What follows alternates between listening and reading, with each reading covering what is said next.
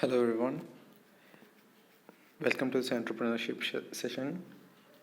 So in the previous session we have discussed about how a new firm, a new establishment, a new organization can raise money or finance from both internal and external sources, and we have discussed about how the depending on the source that we are raising money from, the responsibilities, obligations and opportunities of every organization changes.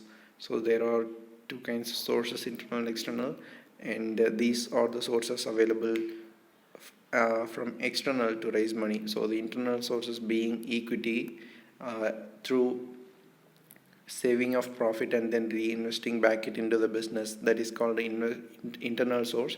The external source are capital markets, angel investors, venture capitalists and specialized financial institutions. So capital market, I gave you a rough introduction of what a capital market means. So at times the people who want to save money and who do not want to spend the money invest their money in the capital market. But the people who do not have the money to invest, who wants the money to wants some money to start a business or something, will go ask for money. Who will go ask for money to people who has saved money as their savings, and the in turn those people will invest in the business of the one who's starting it. So that is pretty much the base form of how capital market functions. You just go to the public and ask them to invest money in your business. So a capital market can be defined as an organized mechanism meant for effective and smooth transfer of money, capital or finance resources from the investors to the entrepreneurs. Here productive capital is raised and made available for industrial purposes. So capital market is of two types: primary market and secondary market. We'll see what the definition means and what are the two kinds of market. So capital market is an organized mechanism. So it's not a single person or one organization. It's a mechanism, and the mechanism is wholly organized by some organizations such as Securities Exchange Board of India or Reserve Bank of India. It depends on what the organization is. So the Securities Exchange Board of India has the direct control to regulate each and every law with respect to the capital markets. So that is the organization mechanism meant for effective and smooth transfer of money, capital or financial resources from investors to entrepreneurs. So the whole capital market is concerned with, it's a market, but it's not that you're going to buy products. You're not going to buy any tangible products in the market. It is a market for buying shares of a business. So you are a investor. You're not a purchaser. You're just an investor who goes to the market, and you buy instead of a buyer going to the market and buying the tangible goods that he requires. An investor goes to the capital market and he buys the shares of the product, and he invests in the company, and in turn he gets the shares of the company. So that is how capital market functions. So capital markets are most important source of raising finance for entrepreneurs, as this market can mobilize financial resources on a nationwide scale, secure the required foreign capital, and know how to promote economic growth at a faster rate, ensure the most effective allocation of mobilized financial resources by directing the same either to such products which are capable of highest yield, or to the underdeveloped priority areas where there is an urgent need to promote balanced and diverse industrialization. So honestly, that should have been the first point. So the first point is mobilizing financial resources on a nationwide scale. Let us say you are starting a company in the southern part of Tamil Nadu. So obviously, to start a company you should have enough resources. Let us say even if you have enough resources, you are rich enough to invest some 50 crores in your company, and you are rich enough to have rich friends who will be willing to invest about another 50 crores in your company. So now your company is worth 100 crores and it is earning a profit of about 2 to 3 crores per month. That is a decent profit, and you're running a decent business. But the thing is that if you are not taking the next step, what you're doing is essentially, supplying some products to the market and be a buyer. So it is like a huge circle. You have to just run around that small circle. If the next step, the big huge investment is not being made in your business, once you feel like, okay, my business is ready to take to the next step, my business is stable now, it's going good now, and if I even if I'm able to get access to double the money that has been invested in my business right now, I will be able to make my business 2 or 3 times bigger than how it is now. So if you have that confidence, then you go to capital markets. The capital markets is where there will be buyers who will spend about 1 lakh crore, something like that, on a daily basis. They just like mobilize funds from one business to another, from the business that doesn't need it to the business that needs it, on a daily basis. So you just go them and one word you ask them, and the next thing you'll know, they'll invest 50 or 100 crore in your business. All you need to do is to do a public IPO. So once you do an initial public offering, they will look at your balance sheet and see how your business is performing. Once they know that it is a profitable business and there is no risks associated with your business, they will be interested in investing in your business. So the best thing with capital market is the investors are very public, they are segregated, it's not one institution.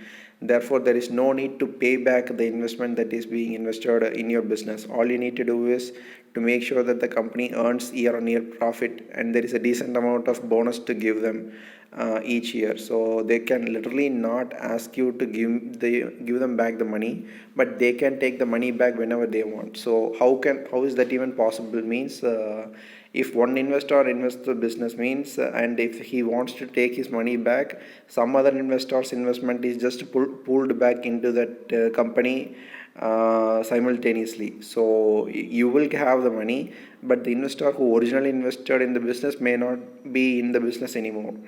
So the primary investors, the ones who have invested the very first in the business, will not be lasting in the business for so long or anything. So it's a capital market, it's not a private company. So for private companies, the owners of the business stick for 10 to 20 years, but in capital markets, it could be barely 1 or 2 years, or it could be even 1 or 2 days. So an investor could literally only invest in your business for 2 days and he just leaves without saying anything, and in his place some other investor's investment will come. So that's how capital market functions.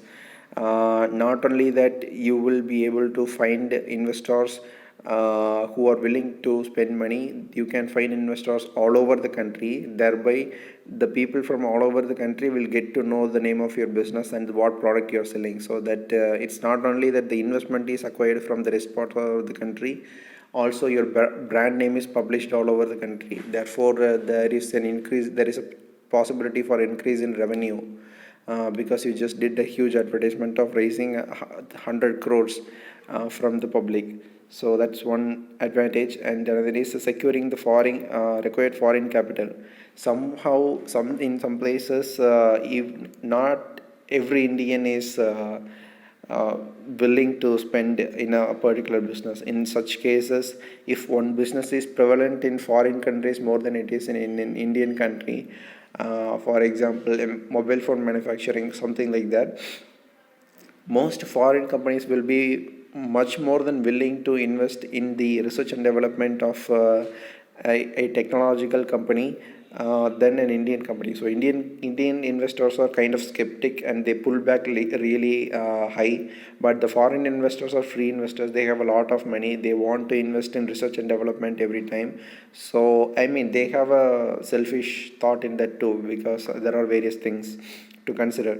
But still, the foreign investors are ready to invest in an R&D once it shows promising results.